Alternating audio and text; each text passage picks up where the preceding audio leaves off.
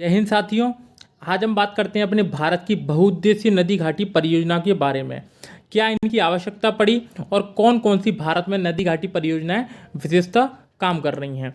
ठीक है, हम इनकी ट्रिक को लेकर बात करेंगे और लगातार प्रतियोगी परीक्षाओं में इनसे प्रश्न पूछे ही पूछे जा रहे हैं। तो एसएससी, जीडी और हरियाणा पुलिस को विशेषकर देखते हुए, यूपी पुलिस को भी देखते हुए हम ये आपकी आज क्लास करेंगे। ठीक है, ज़्यादा डिटेल में ना जाते हुए सीधे टॉपिक की तरफ बात करेंगे और आपको बढ़िया बढ़िया ट्रिक देंगे।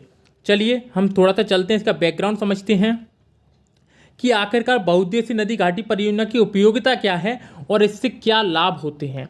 हम इसके लाभों को समझते हैं। देखो दोस्तों, इससे क्या होता है, हमारी सिंचाई की व्यवस्था मिलती है।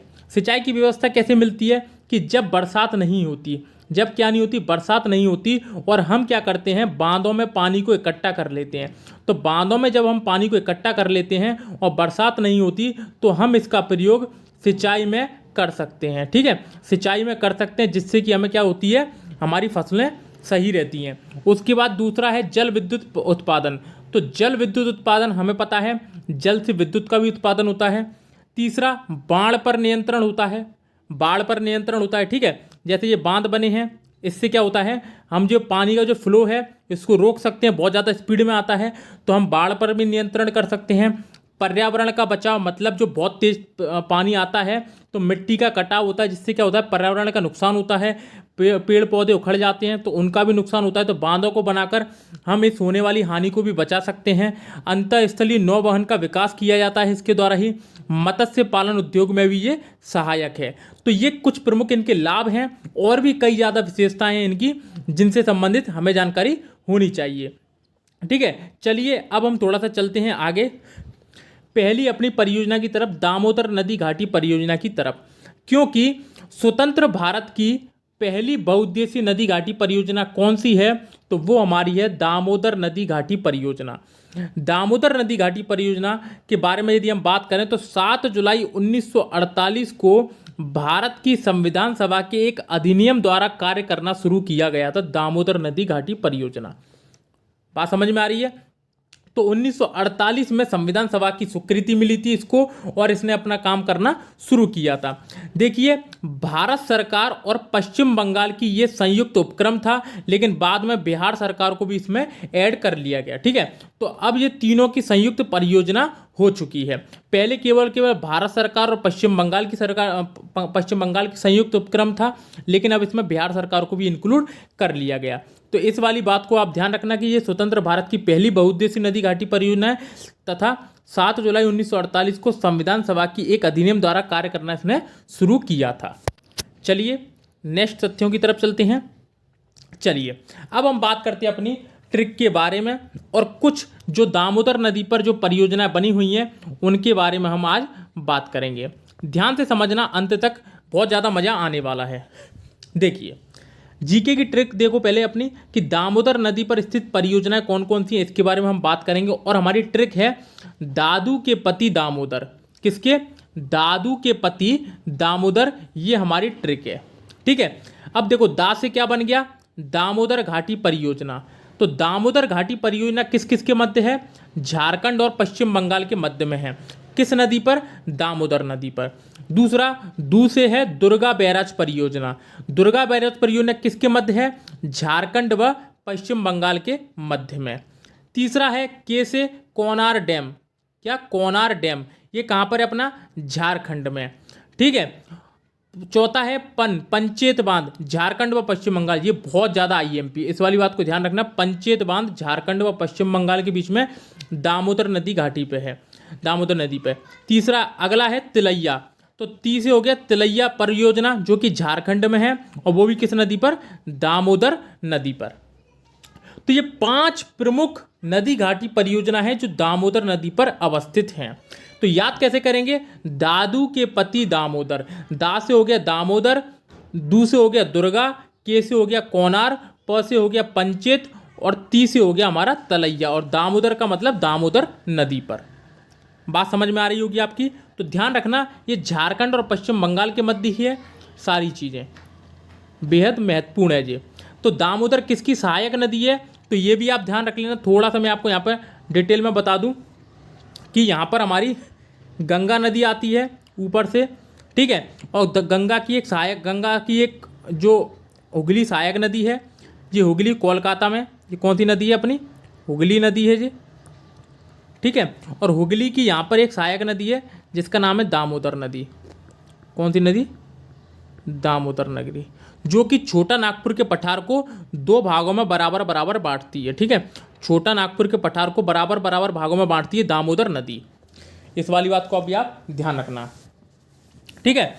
एक जो झारखंड के पठार में ही एक नदी है स्वर्ण रेखा नदी, स्वर्ण रेखा नदी, ठीक है।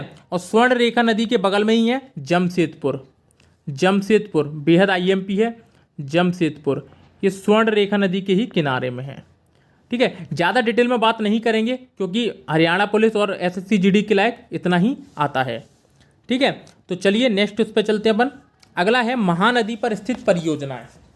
महानदी, महानदी कहाँ की नदी है, तो ये उड़ीसा की नदी है। कहाँ की, उड़ीसा की नदी है।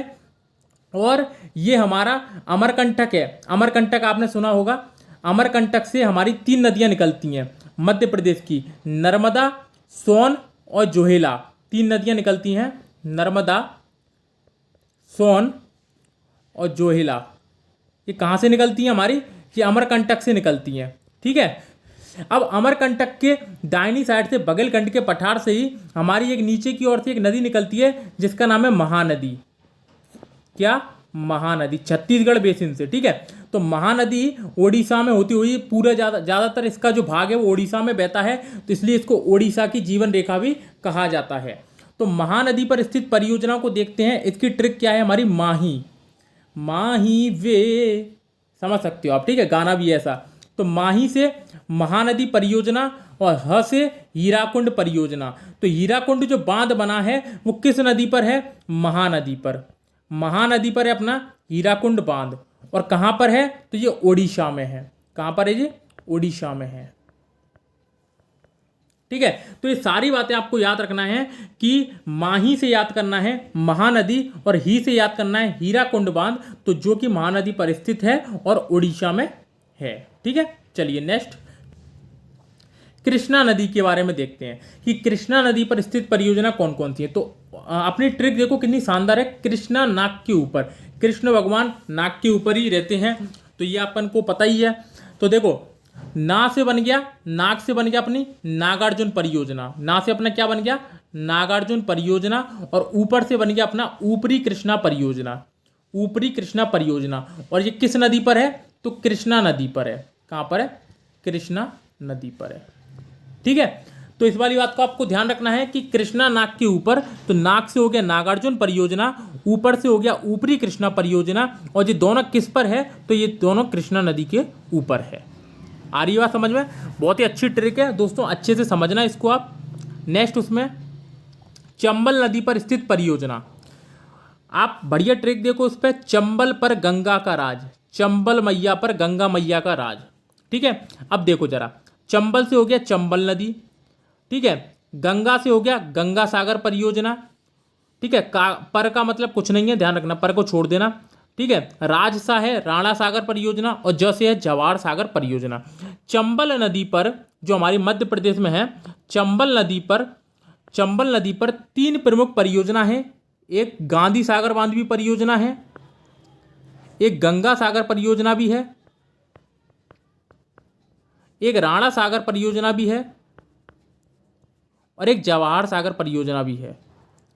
ये सारी बातें आपको ध्यान रखनी है, ठीक है। ये सारी परियोजना कहाँ पर है, तो ये सारी चंबल नदी पर है। कौन सी नदी पर, चंबल नदी पर, ठीक है। चलिए नेक्स्ट पे चलते हैं। सतलज नदी पर स्थित परियोजना, सतलज नदी पर स्थित परियोजना बहुत ही शानदार परियोजना है, इसको अपन को ध्यान रखना है। और अपना ट्रिक देख लो, सतलज भाई का नाश हो, किसका, सतलज भाई का नाश हो। सतलज नदी पर देखो जरा क्या है, भा से भाकड़ा नागल, ई से इंदिरा गांधी, को से कोलडैम परियोजना, ना से नाथपा झाकरी परियोजना, और स से सरहिंद परियोजना। सरहिंद पर लगा देना आप स्टार, ठीक है। स से हो गया सरहिंद परियोजना। तो ये सारी किस नदी पर है, सतलज नदी पर स्थित है। यहाँ पर एक महत्वपूर्ण परियोजना को याद रखना आप, भाकड़ा नागल परियोजना और इंदिरा सागर परियोजना।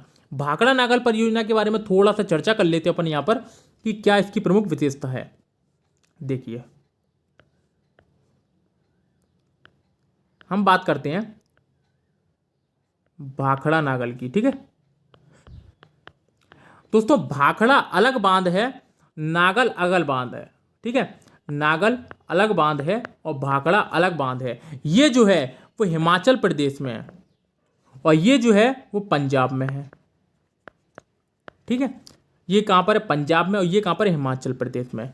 इस वाली बात को आप ध्यान रखना। भाखड़ा नागल जो नागल परियोजना है, एक्चुअल में ये दोनों मिलके बने हैं, भाखड़ा नागल परियोजना। और नागल जो है, नागल से ही जल विद्युत परियोजना शुरू होती है। नागल से ही जल विद्युत परियोजना शुरू होती है।